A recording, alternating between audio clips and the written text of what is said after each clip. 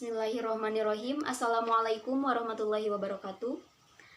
Yang terhormat Ibu Hilda Hilaliah MPD, dosen pengampu mata kuliah retorika, dan teman-teman R4G yang saya cintai. Perkenalkan, nama saya Winda Widayanti dengan NPM 2019-21500-516. Dalam kesempatan kali ini, di video ini saya akan memaparkan apa yang telah saya pahami setelah saya membaca buku The Power of Public Speaking karya Charles Bonar Sirait dan Bunga Sirait. Jadi pengarang memberikan tips dan trik bagaimana cara kita berbicara di depan publik, kemudian apa-apa saja yang perlu kita persiapkan sebelum kita tampil di depan publik, dan bagaimana cara kita mengatasi masalah-masalah ketika kita dihadapkan untuk berbicara di depan publik, atau bagaimana cara kita mengatasi masalah-masalah yang muncul ketika kita berbicara di depan publik. Nah, tapi sebelum itu, penulis bertanya, apa public speaking itu penting? Nah, di era kompetisi yang serba cepat seperti sekarang, kita semua dituntut untuk dapat berbicara di depan publik. Kenapa demikian? Karena tidak semua hal dapat diwakilkan hanya dengan kata-kata saja.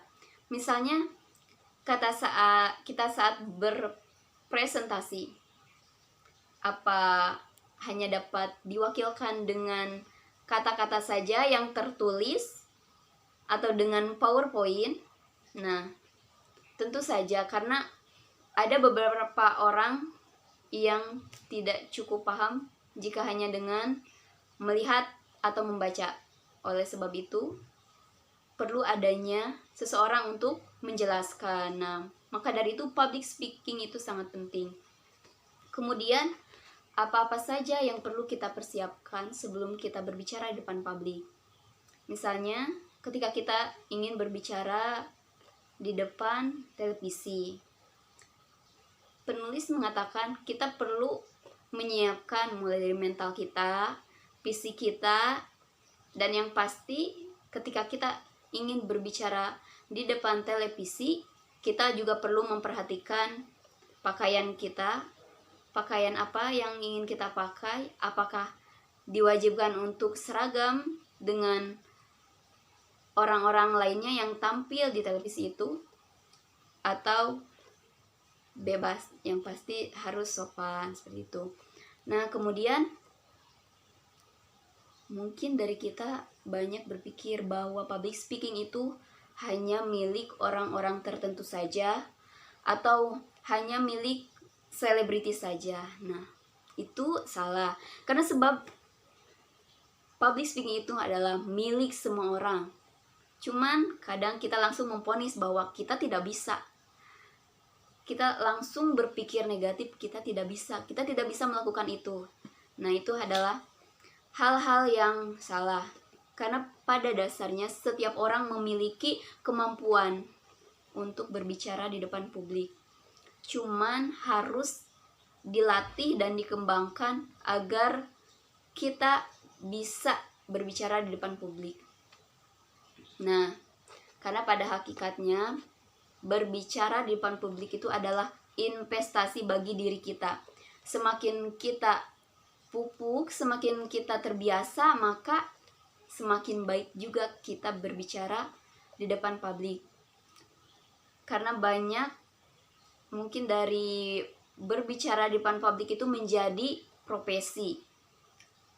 Kita bisa lihat para politikus seperti halnya Bapak B.J. Habibie, Bapak Susilo Bambang Yudhoyono, Bapak Jokowi. Beliau adalah seorang pembicara yang hebat. Beliau mampu berorasi. Beliau juga dapat terkenal karena kemampuan beliau untuk berbicara di depan publik. Maka dari itu, kemampuan berbicara di depan publik itu adalah milik semua orang. Cuman bagaimana cara kita untuk mengatasi beberapa masalah atau beberapa pemikiran negatif yang biasa muncul. Nah, biasanya ketika kita ingin berbicara di hadapan publik, banyak pertanyaan-pertanyaan atau beberapa pemikiran-pemikiran yang negatif yang muncul seperti saya tidak bisa. Nah, hal itu harus dilawan dengan kata saya bisa. Kemudian saya tidak siap. Kita dapat menjawab kalau kita tidak siap, kita harus mempersiapkan diri kita.